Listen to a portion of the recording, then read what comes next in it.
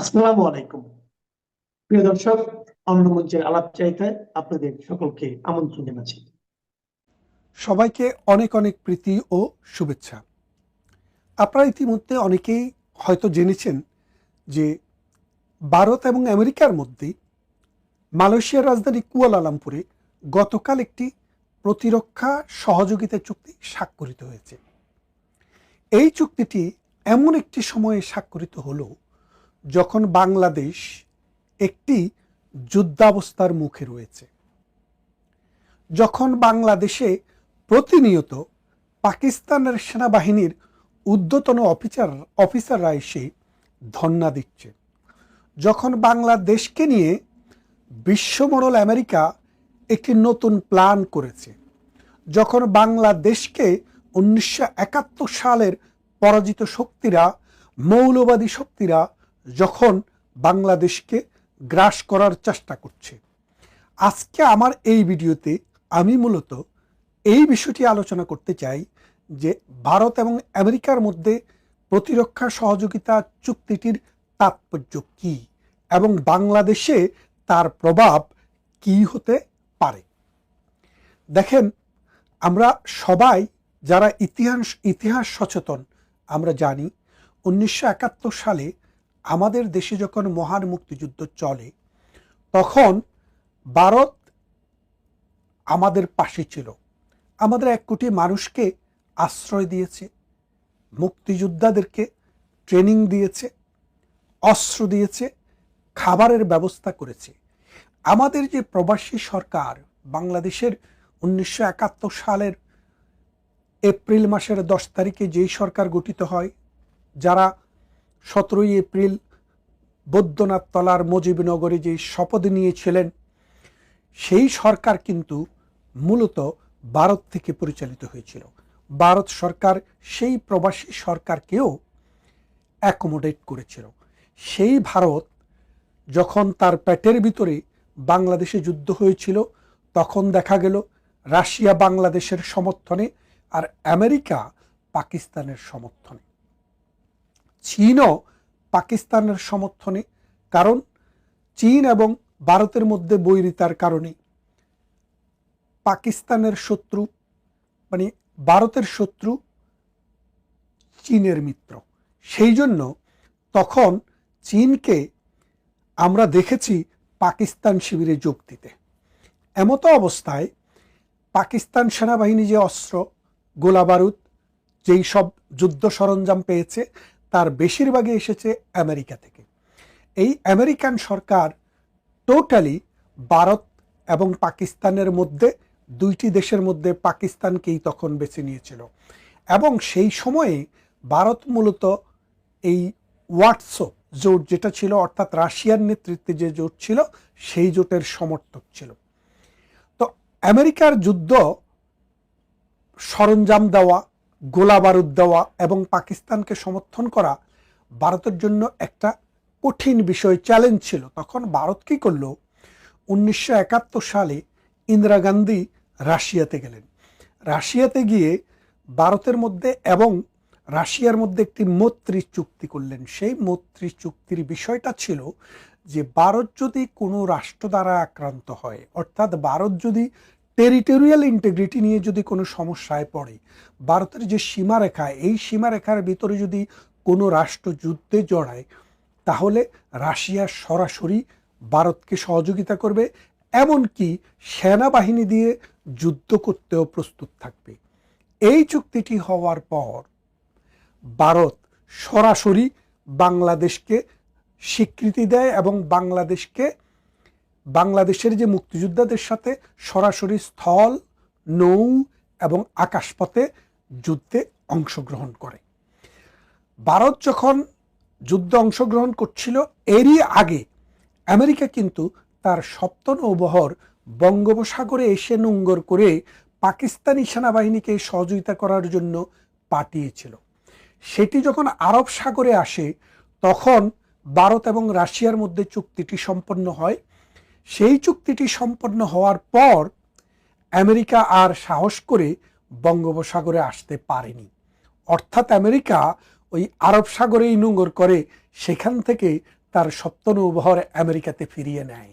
কারণ তারা বুঝতে পেরেছিল এই যুদ্ধে ভারতের সাথে যেহেতু রাশিয়া আছে, সেই ক্ষেত্রে আমেরিকা যদি জড়িয়ে যায়, এত দূরে এসে চায়নাও তখন আর পাকিস্তানের সাথে থাকবে না, ওই রাশিয়ার সাথে আমেরিকাকে নিধন করার জন্য লেগে যাবে।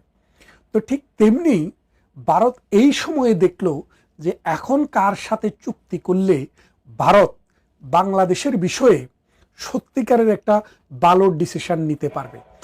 রাশিয়া এই মুহূর্তে কোণঠাসা হয়ে আছে বিশ্ব রাজনীতিতে, কারণ ইউক্রেনকে যখন রাশিয়া দখল করলো তখন পশ্চিমা শক্তি, বিশেষ করে ইউরোপিয়ান ইউনিয়ন এবং আমেরিকা সরাসরি রাশিয়ার বিরুদ্ধে যুদ্ধ ঘোষণা করেছে। যদিও তারা যুদ্ধে অংশগ্রহণ করছে না, বিলিয়ন বিলিয়ন ডলার এবং পাউন্ডের অর্থ, অস্ত্র এবং আধুনিক সরঞ্জাম দিয়ে সাহায্য করছে ইউক্রেনকে, যার কারণে রাশিয়া লক্ষ লক্ষ সৈনিক হারিয়েছে এবং প্রতিনিয়ত হারাচ্ছে। রাশিয়ার ভিতরে গিয়ে পর্যন্ত আক্রমণ চালানো হয়েছে। এমতো অবস্থায় রাশিয়ার সাথে চুক্তি করে কোনো রকমের ফায়দা পাওয়া যাবে বলে ভারত মনে করেনি, এবং এর ফলে যেটা হয়েছে, ভারত চিন্তা করেছে মানে তাদেরকেই ধরতে হবে যাদের মাধ্যমে পুরো বিশ্ব এখন ডিস্টাবিলাইজ হচ্ছে। সেই জন্য ভারত তার ট্রেডিশনাল যে মিত্র রাশিয়াকে বাদ দিয়ে আমেরিকার সাথে রাজনাথ সিং, আমেরিকার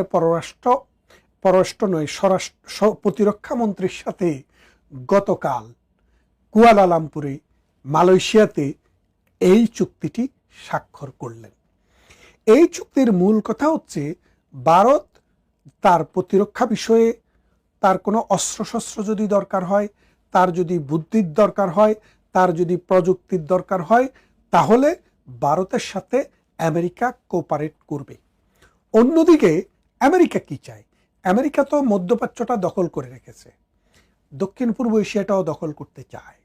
এখন ভারতের কথা হচ্ছে, তুমি মধ্যপ্রাচ্য নিয়ে থাকো, তুমি ইউরোপ নিয়ে থাকো, আফ্রিকা নিয়ে থাকো, তুমি আমার এই দক্ষিণ পূর্ব এশিয়াতে, বিশেষ করে আমার বে অফ বেঙ্গলে হাত বাড়িও না।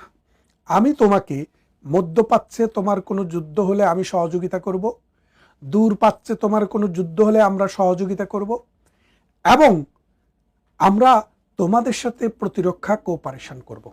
এখন আমেরিকা কি দেখলো? আমেরিকা দেখলো যে আমেরিকার ট্রেডিশনাল বন্ধু ছিল এখানে পাকিস্তান। আপনারা জানেন যে প্রতি বছর পাকিস্তানকে আমেরিকা কোটি কোটি টাকা সহযোগিতা করত, প্রতিরক্ষা সহযোগিতা, অর্থনৈতিক সহযোগিতা এবং বিনিয়োগ সহযোগিতা আমেরিকা করত, যার বিনিময়ে তারা আফগানিস্তানটাকে দখল করার ক্ষেত্রে এই পাকিস্তানের সহযোগিতা পেয়েছিল।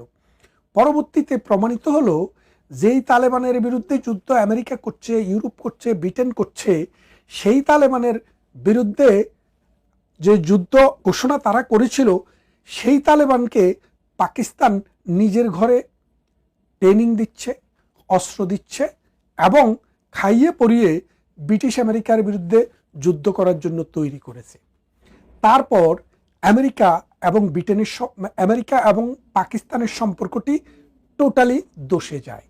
দোষে যাওয়ার পর যখন লাদেন ইস্যু আসে, এই ওসামা বিন লাদেনকে আমেরিকা খুঁজছে বহুদিন থেকে, এবং পাকিস্তান লাদেনকে কোনো রকমের স্পেস দিবে না, জায়গা দিবে না, এবং লাদেনকে খুঁজে পেতে সহযোগিতা করবে। এই সত্ত্বে আমেরিকার কাছ থেকে বিলিয়ন বিলিয়ন টাকা নিয়েছে। নেওয়ার পর লাদেনকে আমেরিকা আবিষ্কার করলো কোথায় গিয়ে? ওই পাকিস্তানের সেনাবাহিনীর যে সেনা সদর, সেখান থেকে কাছেই অ্যাবোটাবাদে একটি গৃহে, এবং সেখানে আমেরিকান বাহিনী লাদেনকে ধরে হত্যা করলো। তাহলে আপনি ব্যাপারটা বোঝেন যে আমেরিকার কাছ থেকে টাকা নিচ্ছে লাদেনকে ধরার জন্য, আমেরিকার কাছ থেকে টাকা নিয়েছে যে তালেবানকে শেষ করার জন্য, আর ভেতরে ভেতরে তালেবানকে অস্ত্র দিচ্ছে এবং সহযোগিতা করছে। অর্থাৎ আমেরিকার যে পাকিস্তানের যে ডবল স্ট্যান্ডার্ড, সেটা আমেরিকা বুঝতে পেরেছে। তারা যে মুনাফেক, সেটা তারা বুঝতে পেরেছে। বুঝতে পেরে তারা আমেরিকা আস্তে আস্তে পাকিস্তানকে ব্যাকিং দেওয়া, অর্থ দেওয়া সেটা বন্ধ করে দিয়েছে। যখন এই পাকিস্তানকে আমেরিকা টাকা দেওয়া বন্ধ করলো, তখন এই পাকিস্তানের রিজার্ভের পরিমাণ হয়ে গেল 0। তারপর তারা দুবাই এবং সৌদি আরব থেকে $6 বিলিয়ন লোন করে তাদের ফরেন কারেন্সির রিজার্ভটা 6 বিলিয়নের রেখেছে। তার মানেটা কি? যে পাকিস্তানের সাথে পরীক্ষিতভাবে যে একটা রাজাকার শক্তি, পাকিস্তান যে পরীক্ষিতভাবে একটা মুনাফেক শক্তি, সেটা আমেরিকা দেখেছে। দেখার পর আস্তে আস্তে আমেরিকা শিফট করে ভারতের দিকে চলে গেছে। কেন চলে গেল? কারণ চায়না হচ্ছে আমেরিকার ভবিষ্যৎ কম্পিটিটর, আর চায়নার সাথে তো রাশিয়ার রয়েছেই, নর্থ কোরিয়ার রয়েছেই। সেই কারণে আমেরিকা চায় যে এই দক্ষিণ পূর্ব এশিয়াতে তাদের যদি রাজত্ব করতে হয়, তাদের যদি আধিপত্য বাজিয়ে রাখতে হয়, তাহলে তাদেরকে এমন একটি শক্তি লাগবে যারা ডেমোক্রেটিক, সেকুলার এবং যারা মুনাফেক, পাকিস্তানের মতো মুনাফেক নয়। তারপর তারা ভারতের সাথে বন্ধুত্ব করলো। ভারতের সাথে বন্ধুত্বের আরেকটি বড় কারণ হচ্ছে মুক্তবাজার অর্থনীতি, যে কনজিউমার, এই কনজামশনের ক্ষেত্রে ভারতের লোক সংখ্যা পৃথিবীর সবচেয়ে বেশি, চায়নার থেকেও বেশি, প্রায় 150 কোটির মতো। এই 150 কোটি জনসংখ্যার মধ্যে 30 থেকে 35 কোটি জনগণ হচ্ছে ধনী। তাহলে আপনি চিন্তা করে দেখেন, 30 থেকে 35 কোটি জনসংখ্যা আছে, 35 কোটি বা 38 কোটি, আপনি যদি 25% ধনী মানুষ ধরেন ভারতের টোটাল জনগোষ্ঠীর, সেই ক্ষেত্রে দেখবেন এটার পরিমাণ দাঁড়ায় প্রায় 37.5 কোটি। পৃথিবীতে একমাত্র চায়নাকে বাদ দিলে আর কোনো দেশে 37.5 কোটি বা 35 কোটি জনসংখ্যা নেই। ইভেন আমেরিকা তো এই পরিমাণ জনসংখ্যা নেই। অর্থাৎ আমেরিকার টোটাল জনসংখ্যার সমান মানুষ ভারতের ধনী। তাহলে এখন আমেরিকার যে বড় বড় কোম্পানি, যারা মনে করেন যে পারফিউম তৈরি করে, যারা অস্ত্র তৈরি করে, যারা খাবারের দ্রব্য তৈরি করে, প্রাণী উৎপাদন করে, এই উৎপাদনকারী যারা কিনবে, তাদের মধ্যে ভারতের চাইতে বেশি কিনতে পারে এমন কোনো দেশ পৃথিবীতে নেই। চায়নাকে সেই বিশ্বাস তারা করতে পারে না, কারণ আমেরিকা যেটাই বানায়, চায়না সেটাকে আমাদের জিঞ্জিরা কোম্পানির মতো নকল করে তাদের মার্কেটে বানায়। সেই জন্য চায়নার সাথে সেই বন্ধুত্বটি, সেই মার্কেটটি কখনো আমেরিকা পাবে না। এমতো অবস্থায় আমেরিকার পক্ষে ভারতকে না বলা, ভারতের সাথে সম্পর্ক খারাপ করা কোনো রকমই সম্ভব নয়। কারণ একদিকে পৃথিবীর সবচেয়ে বড় বাজার হচ্ছে ভারত, দ্বিতীয় দিকে গণতান্ত্রিক দেশ, চায়নার শত্রু, সুতরাং পাকিস্তানেরও শত্রু, এদেরকেই আমেরিকা চায়। সেই জন্য শেষ পর্যন্ত বাংলাদেশের বিষয়টি ভারতের হাতে ছেড়ে দিয়েও ভারতের সাথে চুক্তি করার জন্য আমেরিকা রাজি হলো। এই চুক্তির ফলে বাংলাদেশে কি হতে পারে?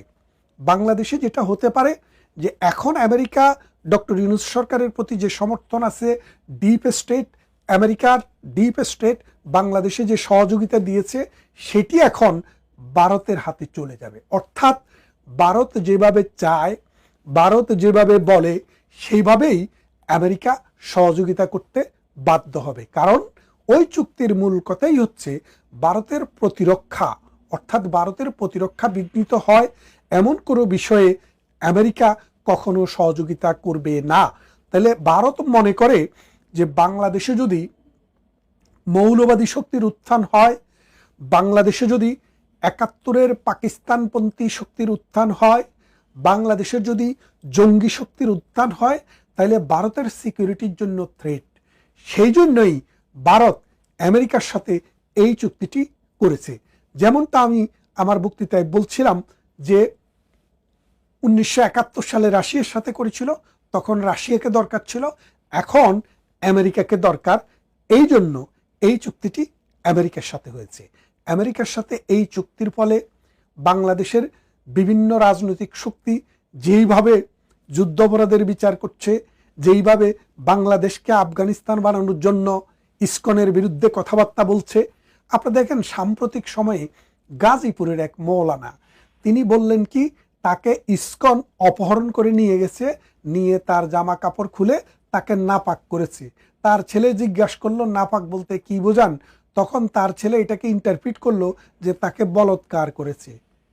এই কথা বলার পর তার ছেলে ঘোষণা দিল 100 ইস্কনকে তিনি হত্যা করবেন নিজের হাতে। তাহলে দেখেন বাংলাদেশে মৌলবাদী শক্তির এই উত্থানে এখন কি করা যায়। এই যে এরপরে দুদিন পরে বাংলাদেশের যে প্রতিরক্ষা বাহিনী তারা নড়ে চড়ে বসলো, তারা বসে তারা ক্যামেরাগুলা অন করে দেখলো যে এই লোক নিজেই একটি ট্যাক্সি ভাড়া করে চলে যায়, সেখানে গিয়ে নীলফামারীর দিকে গিয়ে তিনি ওখানে নিজেই একটি শিকল পরে কাপড় চোপড় খুলে নিজেকে অপহরণ বলে সাজান, এবং যখন ধরা পড়েন তখন তিনি সংবাদপত্রকে আপনাদেরকে আমাদেরকে কি বললেন যে তার মধ্যে শয়তান ভর করছিল। আরে ভাই, শয়তান ভর করবে কেন? সে তো নিজেই একটা শয়তান, সে তো নিজেই একটা আজাজিল। এই আজাজিল বাংলাদেশে মৌলবাদী শক্তিকে আশকারা দেওয়ার জন্য, মৌলবাদী শক্তিকে ইন্ধন দেওয়ার জন্য এই কর্মকাণ্ড করেছে। আশা করি ভারত এবং আমেরিকার মধ্যে যে চুক্তিটি স্বাক্ষর হয়েছে, এই চুক্তির ফলে ভারত এবং আমেরিকার সহযোগিতায় বাংলাদেশে এই মৌলবাদী শক্তির কবর হবে, এবং আমরা দেখব বাংলাদেশ আবার তার জন্মের যে ইতিহাস, অসাম্প্রদায়িক চেতনা, গণতন্ত্র এবং ধর্মনিরপেক্ষ একটি রাষ্ট্র, সেই জায়গায় ফিরে আসবে। মৌলবাদীরা আবার তাদের ওই যে বাংকার আছে সেই বাংকারে ফিরে যেতে বাধ্য হবে, এবং ভারত আমেরিকা এই দুইটি শক্তি একসাথ হয়ে বাংলাদেশকে ধ্বংসের হাত থেকে রক্ষা করবে, সেই আশা ব্যক্ত করে আজকের মতো এখানেই শেষ করছি। কথা হবে অন্য কোনো ভিডিওতে, অন্য কোনো ইস্যুতে।